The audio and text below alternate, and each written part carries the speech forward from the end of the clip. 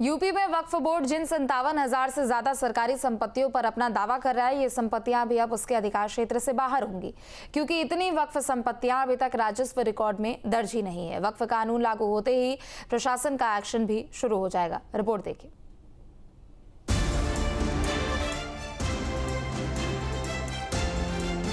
वक्फ संशोधन बिल तो पास हो गया है, अब इसे कानूनी जामा पहनाने भर की देर है और उसके बाद सामने आएंगे मोदी सरकार की इस पूरी कवायद के परिणाम, क्योंकि वक्फ के नाम पर दशकों से संपत्तियों और जमीनों की जो बंदरबांट हुई, उस पर हंटर चलने वाला है। वक्फ संशोधन की लड़ाई के मकसद का अंदाजा इसी बात से लगाया जा सकता है कि बिल पास होने के बाद यूपी की 98% वक्फ संपत्तियां खतरे की जद में हैं। वजह है इतनी वक्फ संपत्तियों का अभी तक राजस्व रिकॉर्ड में दर्ज नहीं होना। 57,792 सरकारी संपत्तियों पर तलवार अवैध रूप से वक्फ संपत्तियों के रूप में दर्ज हैं। इनका रकबा 11,712 एकड़ है। इन संपत्तियों को वक्फ नहीं किया जा सकता था। ये संपत्तियां सभी जिलों में स्थित हैं। कानून लागू होते ही वक्फ के दायरे से बाहर होंगी। स्थानीय प्रशासन इन संपत्तियों पर कब्जा लेगा। जो लोग भी इस बॉडी पे काबिज होते थे, ये भू माफियाओं से मिल करके करोड़ों की जमीनों को रेवड़ियों के भाव बेच देते थे, खुर्द-बुर्द करते थे। वाकिफ की मंशा के मुताबिक काम नहीं होता था। वाकिफ की मंशा ये थी कि उससे होने वाली आमदनी गरीब, कमज़ोर, बेवा और यतीम मुसलमानों पर खर्च की जाए। मगर अब वक्फ संशोधन बिल के पास हो जाने पर हमें उम्मीद जगी है कि इंशाअल्लाह कुछ अच्छा काम होगा। उत्तर प्रदेश में आजादी के बाद से ही वक्फ संपत्तियों के नाम पर बड़ा खेल हुआ है। यूपी के अल्पसंख्यक कल्याण विभाग की एक प्राइवेट रिपोर्ट के मुताबिक सार्वजनिक उपयोग की जमीनें भी वक्फ बोर्डों ने अपने यहाँ वक्फ के रूप में दर्ज कर ली हैं। वक्फ बिल को लेकर मौलानाओं का एक तबका अदालत जाने की बात कर रहा है और इसमें खामियां देख रहा है। लूपहोल्स हैं इस बिल में, जो खामियां हैं, जिससे कि वक्फ प्रॉपर्टीज़ को हम लोगों के नज़दीक फ़ायदा नहीं बल्कि नुकसान होने वाला है। उन बातों पर डिटेल में और बहस होनी चाहिए थी। को एक एक्ट की शक्ल दे दी जाती है तो यकीनी तौर पर हम लोगों के पास अदालत का रास्ता खुला हुआ है। देश में भारतीय सेना और रेलवे के बाद सबसे ज्यादा संपत्ति यदि किसी के पास है तो वो है वक्फ बोर्ड। इस समय 8 लाख एकड़ से भी अधिक संपत्तियों के साथ वक्फ बोर्ड तीसरी बड़ी जमींदार संस्था है। वहीं राज्यों के हिसाब से देखा जाए तो वक्फ की जमीनों के मामले में उत्तर प्रदेश टॉप पर है। फिर भी मामले में सियासत खूब हो रही है।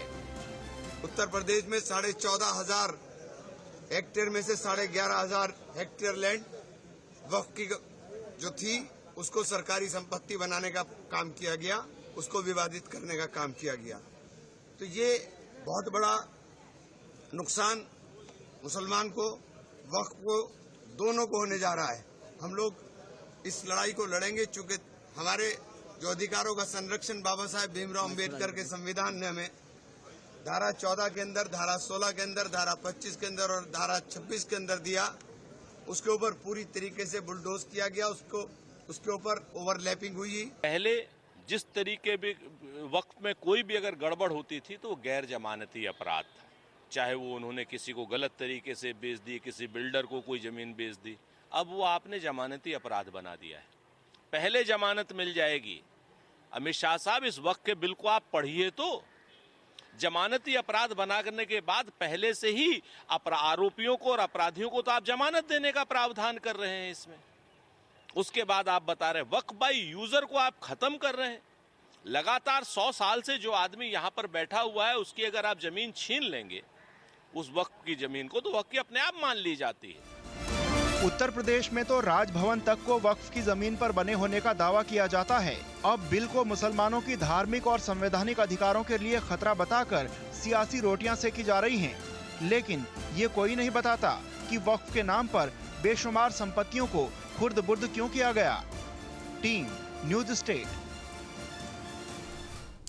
तो वहीं वक्फ पर छिड़े सियासी घमासान के बीच स्वामी दीपांकर ने कहा कि वक्फ संशोधन मोदी सरकार का साहसी कदम है। वक्फ पर विरोध करने वालों पर भी स्वामी दीपांकर जमकर बरसे। हमारे साथ धर्मगुरु स्वामी दीपांकर हैं, सीधा उनसे बात करते हैं। स्वामी जी, वक्फ बोर्ड संशोधन बिल को आप कैसे देख रहे हैं? मैं समझता हूँ ये सरकार का साहसी कदम है, जो आज से पहले कभी अप्रत्याशित रहा है, और जो अब से पहले संशोधन हुआ है वो ताकत देने का हुआ है। जो 2014 में कांग्रेस गवर्नमेंट ने, यूपीए सरकार ने 123 प्राइम प्रॉपर्टी दिल्ली में दिया था, तो वो ताकत देने वाली चीज़ें किए हैं आज से पहले यूपीए वाले। मगर बीजेपी सरकार ने, एनडीए सरकार ने